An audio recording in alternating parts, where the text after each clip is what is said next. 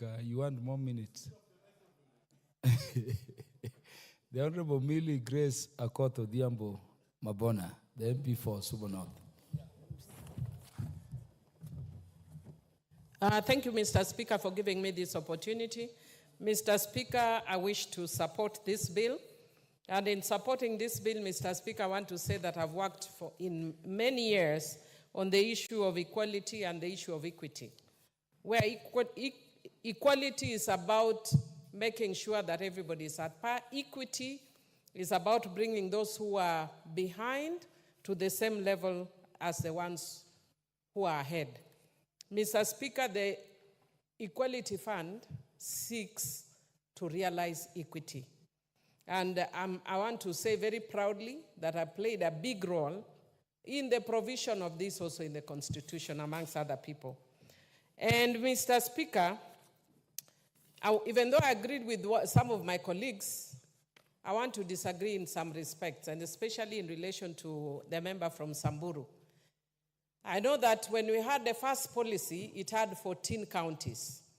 And I know that, there's a member who was contributing and kept referring to 14 counties. It's no longer 14 counties with good reason. There are no 14 counties in the Constitution. And the first policy tried to identify 14 counties based on history of what we have considered as marginalized in this country. And Mr. Speaker, after the implementation of those 14 counties, one of the things that was coming out clearly is that there are definitely pockets of marginalization in this country. I'll give you an example of my own constituency. And I'm glad that Mfangano Island and Gembe wards in my constituency, Mfangano is actually in our sub-county, have been included. And I want to say that one of the reasons that Mfangano Island has been included is one, for you to reach Mfangano Island, you can only go by water. There is no road. There is no public transport by the government for you to go there. So if you have no money, you have no way of getting there. Let's start from there. Secondly, the ring road on Mfangano Island, for the very first time, has been done. And the president himself went there to launch the ring road. Why was he launching it? Not because he was doing a tarmac, but because they are doing a Maram road. Because in Mfangano Island, there is no Maram road. So if you want to tell me, let us be equal and look at counties in general, when will we ever reach Mfangano Island, where there is no Maram? If I go to in Mfangano Island, sometimes I take my photos in my constituency, and I hear people who are ignorant, when they see me in a motorbike or walking, they say you are doing PR. In Mfangano Island, I will use I'll use a boat to reach there.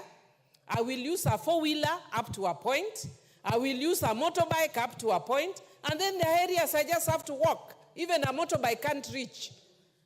When we say that we are only going to areas, counties that are generally marginalized, when will we ever reach Mfangano Island? You can say the same thing in relation to parts of Gembe that has also been included.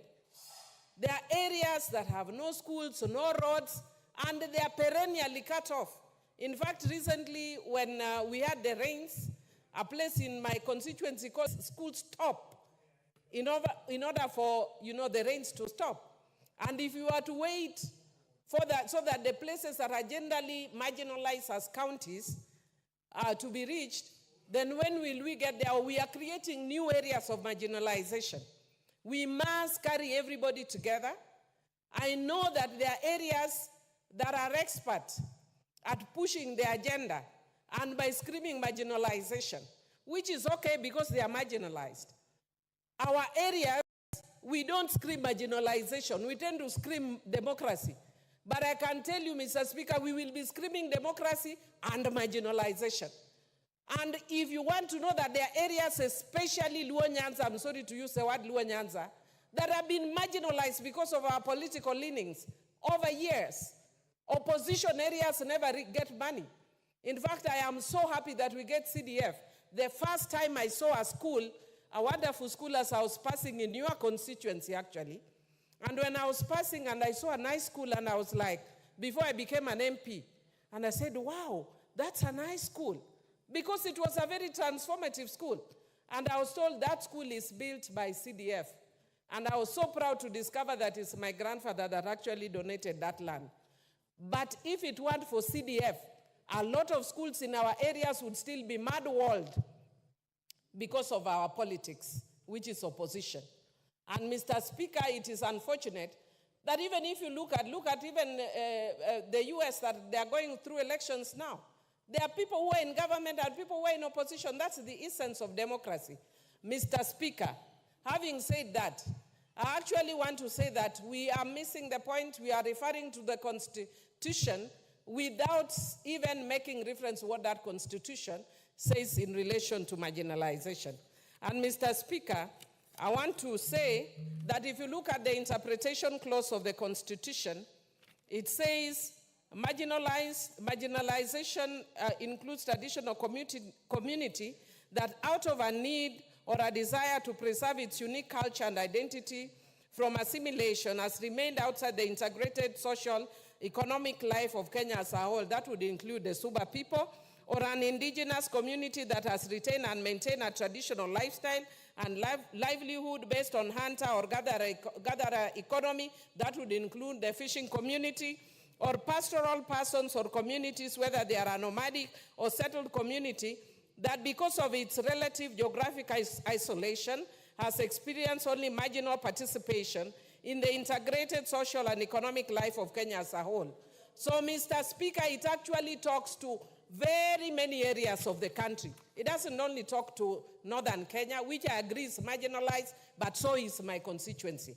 And I also want to say that if you look at the same interpretation section, it says marginalized group is defined as a group of people who, because of laws or practices before, on, or after the effective date, were or are disadvantaged by discrimination on one or more of the following grounds in Article 27(4). And those grounds include race, sex, pregnancy, marital status, health, ethnic or social origin, color, age, disability, religion, conscience, amongst other things. Mr. Speaker, if you look at the issue of marginalization, it is much bigger than what we are trying to limit it here. I want to agree that there are areas that have been marginalized, including northern Kenya, including coastal areas in Kenya, including Suba areas. And that's why you see both Suba North and South are included. That's why Ndiwa is included, because those are areas that have been marginalized. In fact, other parts of Nyanza and Homa Bay would be marginalized if that God was gracious and they have fine weather and so they do well economically. Other areas may not have that, but that the weather, as I had one member talking to, is not included in the definition of marginalization. Having said that, Mr. Speaker, I want to say that I want to encourage and agree with my committee, the Budget Committee, that the arrears should be released so that we see the effective use of this fund. And I also want to say that when you give this money like Panadol to a person with malaria, you are not going to cure it. You need to give this medicine like you are giving serious medicine, maybe chloroquine. I don't know what the current medicine is because I don't get malaria anymore. But if the way you can give chloroquine to a person who has malaria, not Panadol. And because of that, we need to actually provide more money. In my constituency, for instance, it's only 19 million. What will 19 million do to Mfangano Island together with Gembe? It's little. We are appreciating of it because we are included. But I want to say that even when that third policy comes, we must include those areas or pockets of marginalization, and we must remain true to the constitutional definition of marginalization. We are not marginalized because we speak loud. We are marginalized as a matter of fact. And I want to also agree with the members that have said that we must also bring into account what people are also getting. This is not the only money people are getting. We are getting CDF, we are getting this money, and we are getting allocation in ministries. And I sit in budget, and I can tell you that there are areas that are getting marginalization. They are getting money through public participation. They are getting money through direct allocation from ministries. It's just that my time is up. But there's a lot to be checked when we are dealing with marginalization. I support. The Honorable Millie, the Honorable Joshua Kimilu, MP for Kaiti. Thank you, Mr. Speaker, for giving me this opportunity to contribute on this important motion about equalization funds. Mr. Speaker, I want to say these funds are very important to our areas. Those are marginalized. Although, Mr. Speaker, as a support, I want to say a lot has to be done, Mr. Speaker, because I think there are